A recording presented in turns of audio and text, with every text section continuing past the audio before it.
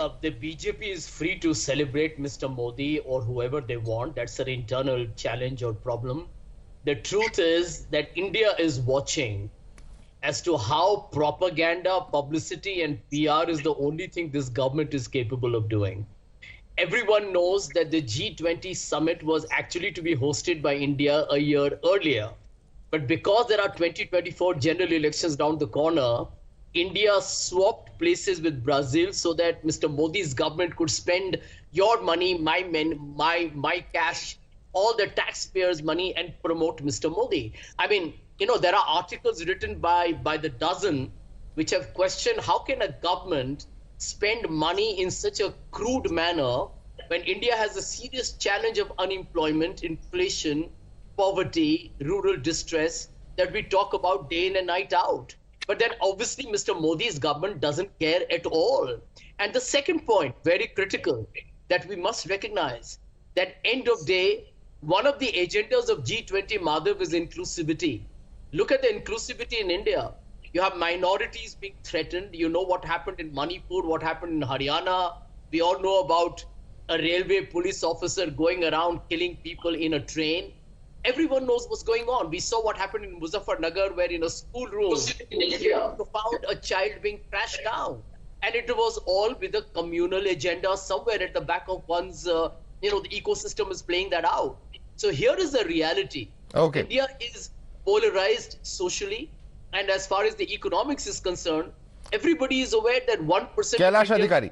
40% of India's wealth. Okay, Kailash Adhikari, this is nothing but a PR and a publicity stunt to promote the party and the Prime Minister ahead of the next year's general elections, says Sanjay Jha. And he also says it's to take away from the kind of basic problems that are there on ground, such as unemployment, inflation, and also the rising communal divide. That's his view. Please respond to him.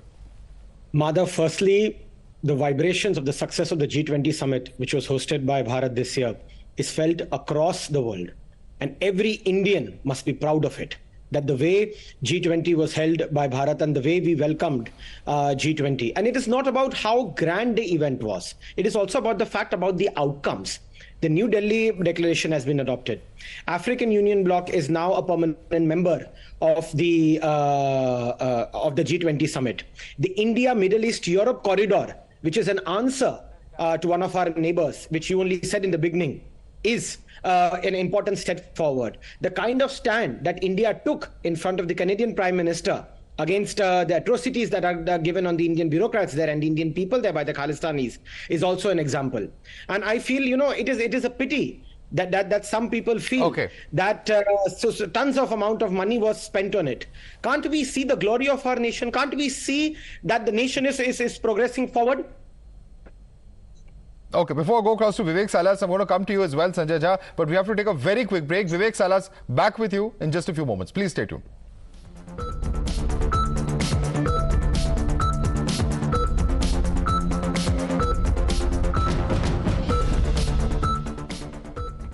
All right, so that's the Prime Minister's convoy that is approaching the BJP headquarters even as we speak. In fact, Deen Dayal Upadhyay Marg in the national capital, where the Prime Minister's convoy is about to reach in just a few moments from now.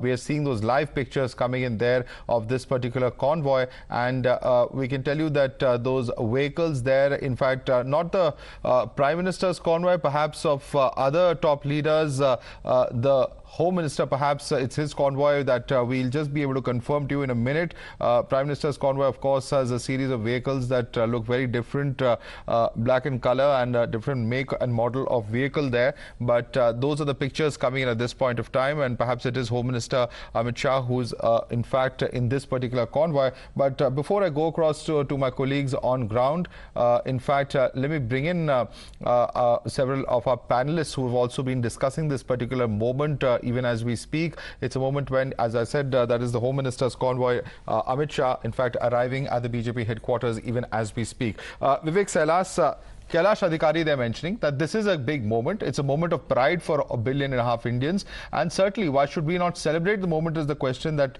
he is asking. If there is something successful that the government has done, then what's wrong in appreciating it is his question. Please respond to him, Vivek Salas.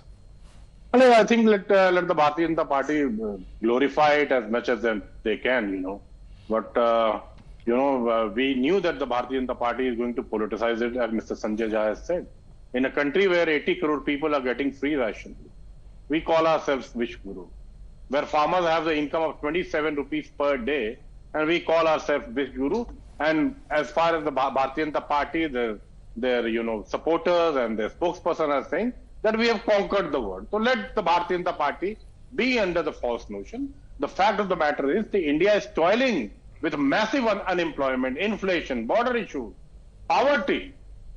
The more the Bharatiya Janata Party is going to glorify, the more resentment the people will have across India, because people are fed up of these PR, as Mr. Sanjay Jha very rightly. People are fed up of PR. That's your point of view. Yes, Vivek.